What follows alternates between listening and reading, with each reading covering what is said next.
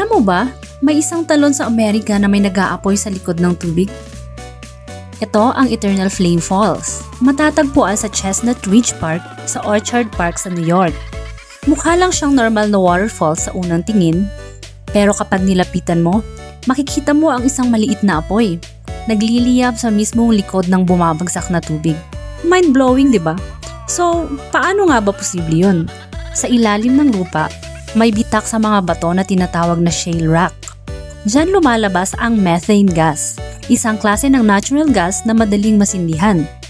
Kapag tong gas na to ay umabot sa ibabaw at nasindihan, boom, may apoy ka na. Kahit pa mabasa ng tubig, tuloy pa rin ang apoy basta tuloy-tuloy ang paglabas ng gas.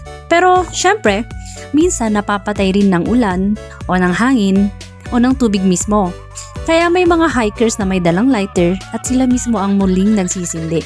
Kaya siya tinawag na Eternal Flame, hindi dahil never siyang namamatay, kundi dahil palagi siyang binabalikan at binubuhay. Isa nga lang to sa ilang mga piling lugar sa mundo na may ganitong klase ng phenomenon kung saan natural na nagtatagpo ang apoy at tubig.